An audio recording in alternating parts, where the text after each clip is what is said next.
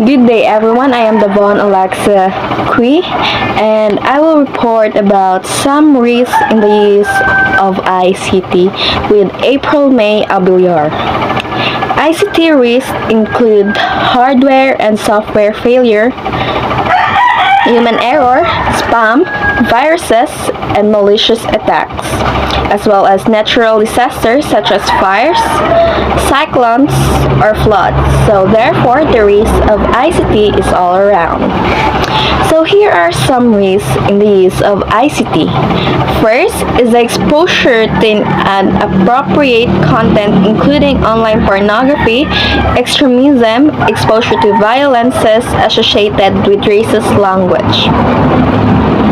From the word pornography, it is really inappropriate if you expose something like that. In this risk, you might expose something that is kanang dili dapat nimo ibulgar or ikalat because it might cause chaos.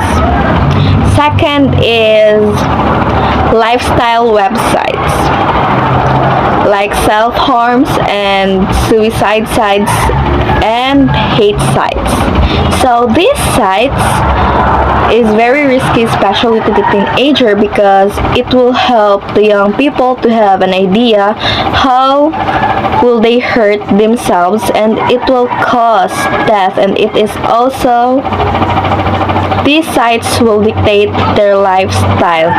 Like for example, suicide sites. So maghatag sila og idea sa kung unsa ang pag-suicide, and while the hate sites is like for example, ang isa ka member dito o ang usa ka member na siya gibutang siya hate dito niya sa usa ka member, then ang member makabasa ato niya kay bawo siya nga siya to, then maka-cause siya depression atong usa ka member, which is ang victim niya makuan siya makauna-una po siya suicide.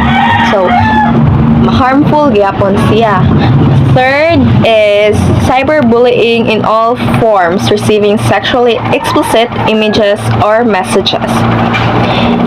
This risk is very common because lots of users create dummy accounts, make things very inappropriate, and it causes death of the victim. Okay, mahadlok naman.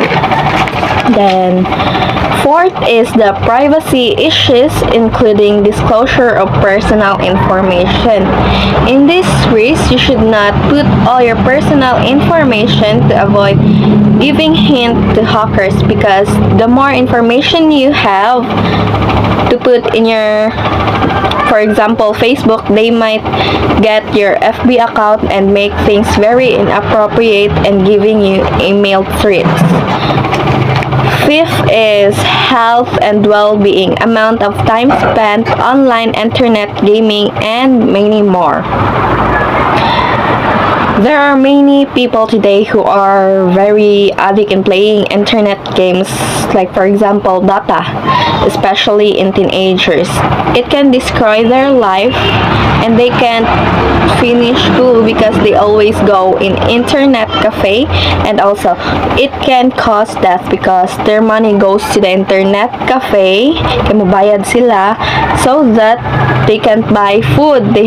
Wala na sila enough money para mapayad sila pagkaon because giuna nilang dula sa Dota, and they get sick, and it depends if it is severe, and they are very lucky if they have a mild sickness. Thank you. Hi everyone, I am April Miaboyar, and I will continue discussing about some risks in the use of ICT. Prolonged exposure to online technologies, particularly at an early age. We all know that technology serves a vital role for us, but one of the risks that we should observe is the prolonged exposure to online technologies. It will create damage to our brain and can harm our health. This risk must manageable through precautions and with the proper cares with a parent towards their children. Addiction to gambling and gaming. Playing such game is okay, but too much addiction of a game is already an actual disorder. Some gamblers can control themselves in playing. That is why we need to look also for this risk and manage it, so that it will not destroy the thinking ability of such person. People People who plays gambling and gaming must be aware for what is the result if they do it too much. They need to be informed the step on how to do it in a good way that can prevent danger to themselves. Thief and fraud from activities such as phishing. Phishing is what we call stealing information through online without knowing, or some of it may ask about some of your important information. If identity theft is often caused by phishing, it stands to reason that you should do your best to avoid falling prey to the many phishing attacks that takes place every year. Educate yourself about the common signs of phishing. Learn how to identify spoof emails and spoof websites. Exercise extreme caution whenever you do any sort of business online. Guard your personal information as carefully as you can. Be a hero of your own information so that you will not be in harm. Viruses, Trojan software, and other malware. And these viruses are also called malware, which means malicious software that can harm all your files or documents in your laptops or even in your phones. These viruses can also kill the brain of the computer and makes the computer malfunction. To avoid this kind of problem, you should aware about the links, sites that you hope to go or log in. We really need to educate ourselves about technologies.